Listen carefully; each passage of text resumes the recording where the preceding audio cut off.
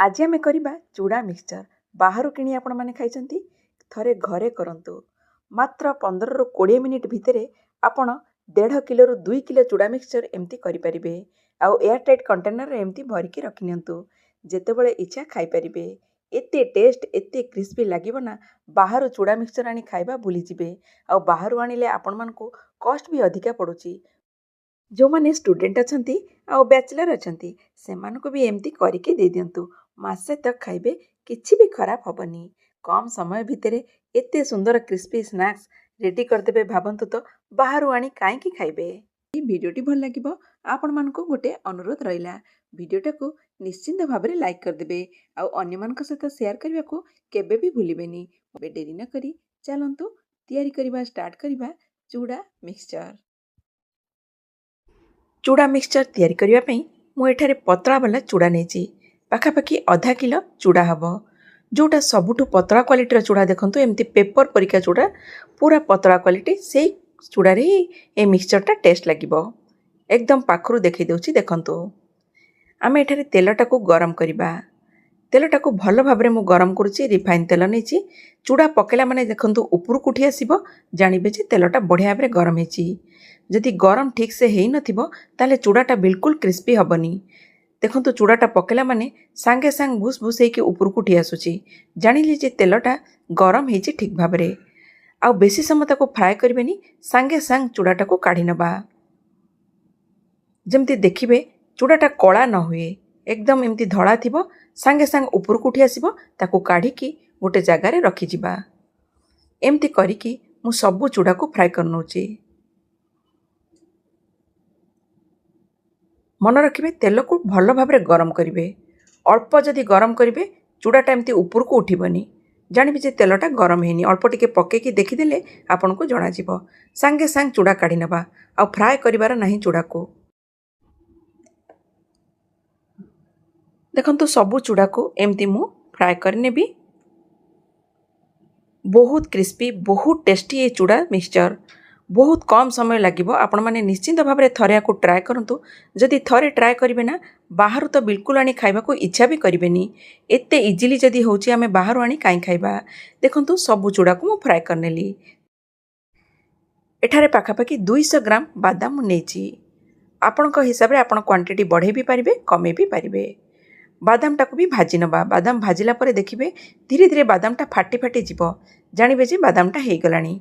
देखंतु बादाम रे क्राक आसीची, बादाम ता बढ़िया भाबरे छाणी हेई जाईची, ताकू भी काढिकी गोटे जगारे रखि नेबी।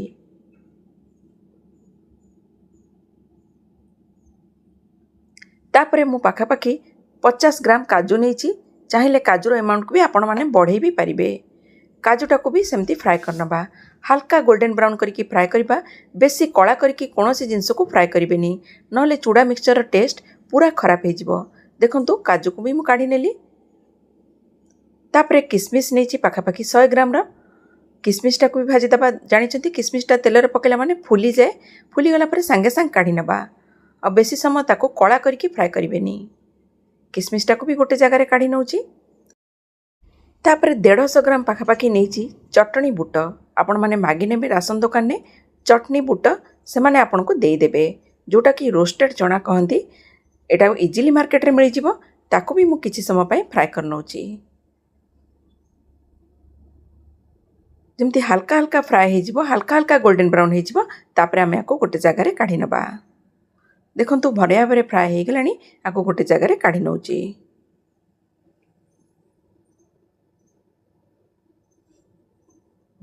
सबु जिनस को अलगा अलगा करके रखिबे, एका संगे ना मिसेबानी। तापरे किछि भुसंग पत्र नेची। भुसंग पत्र को आगुर भल भाबरे धोईकी मु सुखै देइथिली। भुसंग पत्र को भी फ्राए कर दबा। फ्राए कला परे गोटे जगारे मु ताको रखि नउची।